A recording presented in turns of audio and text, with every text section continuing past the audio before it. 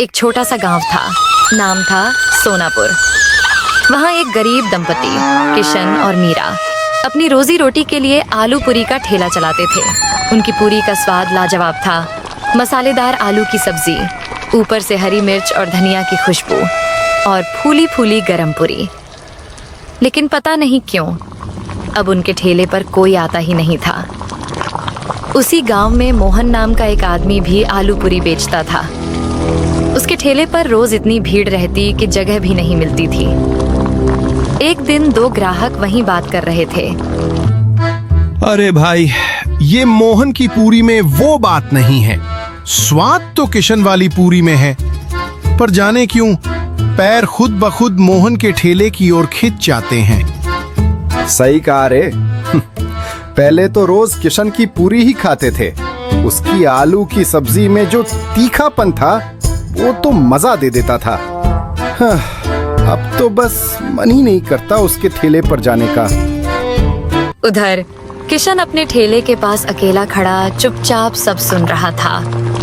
वो मन ही मन बोला, पहले तो मेरे ठेले पर भी भीड़ लगती थी, अब सब मोहन के पास क्यों जा रहे हैं? क्या उसने कोई जादू कर दिया है क्या? उस रात मोहन ने अपना ठेला जल्दी समेटा।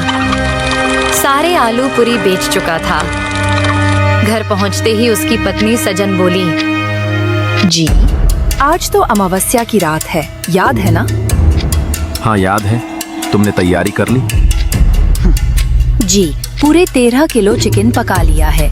पर बताओ ना, हर बार 13 किलो ही क्यों? 10 या 20 क्यों नहीं? अरे भगवान, मैंने उसे 13 तारीख को ही नींद से जगाया था। अब उसे हर अमावस्या को 13 किलो चिकन चाहिए।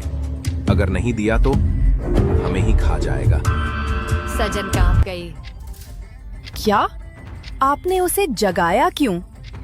मोहन धीरे से बोला, पगली, उसी की वजह से तो हमारी पूरी बिकती है, वरना हम भी किशन की तरह बैठे रहते।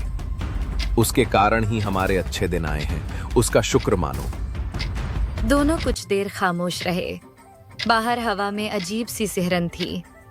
फिर मोहन बोला, चलो अब सो जाओ, मैं जाकर उसको चिकन खिलाकर आता हूँ। आखिर वो कौन है जो हर अमावस्या को 13 किलो चिकन मांगता है? अगली सुबह सूरज की किरणें गांव की पगडंडियों पर फैल चुकी थीं। मोहन अपने ठेले को चमका रहा था। तेल गर्म हो चुका था और पूरी तलने की खुशबू पूरे चौराहे में फैल रही थी।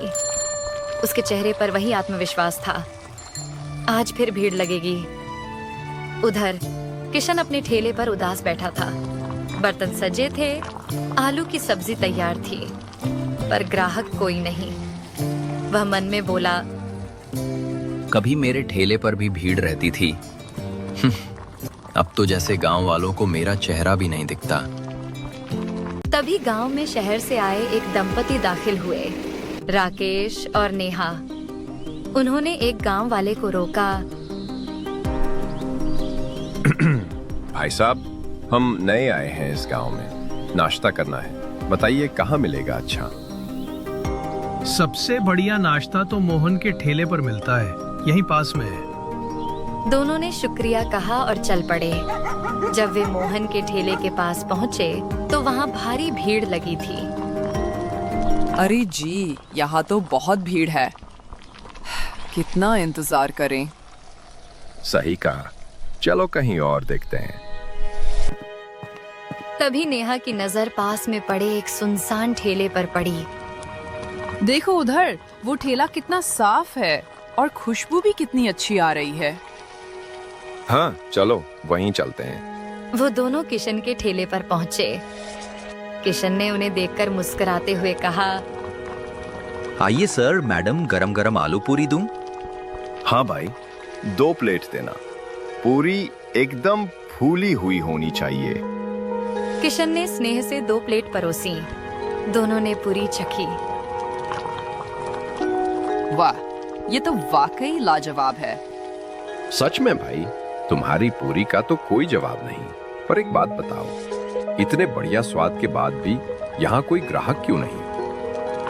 क्या बताऊं साहब, उस मोहन ने कुछ जादू कर रखा है। गांव वाले अब मेरे ठेले की तरफ देखते भी नहीं। आप शहर से हैं इसलिए बच गए, नहीं तो आपके पैर भी उसी के ठेले की ओर खिंच जाते। अरे भैया, ऐसा कुछ नहीं होता। अपने कर्म देखिए, जादू टोने पर क्यों दोष डालते हैं। इतना कहकर दोनों चले गए, पर उधर मोहन यह सब दूर से देख रहा था। वह तुरंत अपना ठेला समेटकर जंगल की ओर निकल गया। अंधेरा घिरने लगा था। जंगल के भीतर वह एक पुरानी गुफा में दाखिल हुआ। भीतर से कुछ मंत्रों की आवाज आई। हवा भारी हो गई और ठीक 10 मिनट बाद वह पसीने से तर हाँफता हुआ बाहर निकला।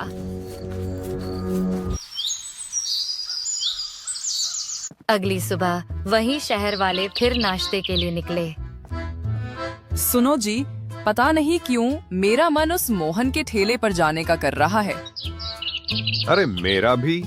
कल तो मैंने कहा था वहाँ भीड़ ज्यादा है, फिर भी मुझे आज वहीं जाने का मन कर रहा है। दोनों हंसते हुए सीधे मोहन के ठेले पर पहुंचे।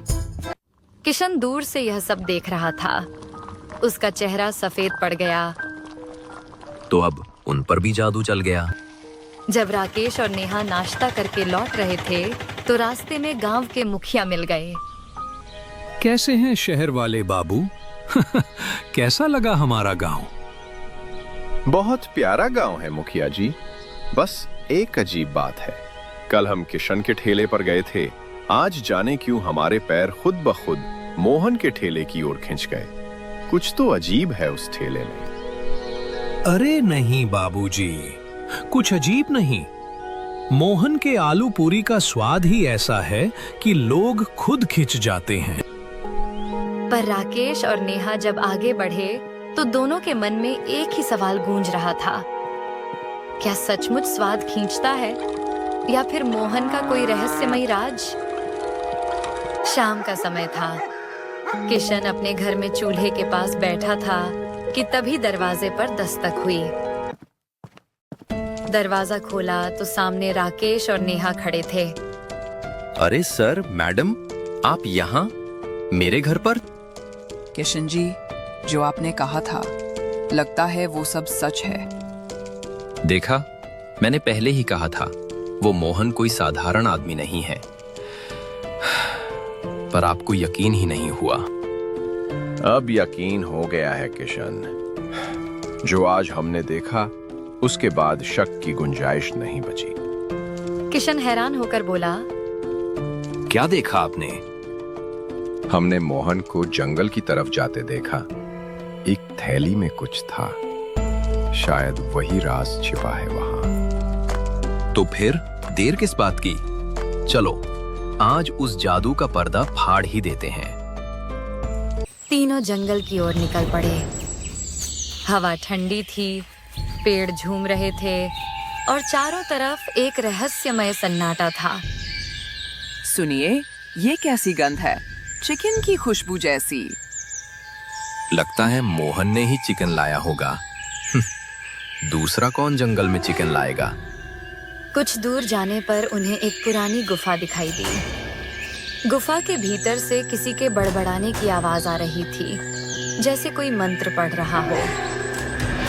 किशन सुनो, ये आवाज मोहन की लग रही है। मुझे डर लग रहा है, वापस चलें? नहीं नेहा जी, अब पीछे नहीं हटेंगे, चलिए। तीनों धीरे धीरे गुफा के अंदर गए। उस रात के बाद किशन, राकेश और नेहा को किसी ने फिर कभी नहीं देखा। कहते हैं तीनों उसी गुफा में कैद हो गए और मोहन का राज राज ही रह गया। अगली सुबह मोहन ने हमेशा की तरह अपना ठेला लगाया, मुस्कुराते हुए पूरी तलने लगा और इसी तरह खत्म हो गई कहानी। एक लालची आलू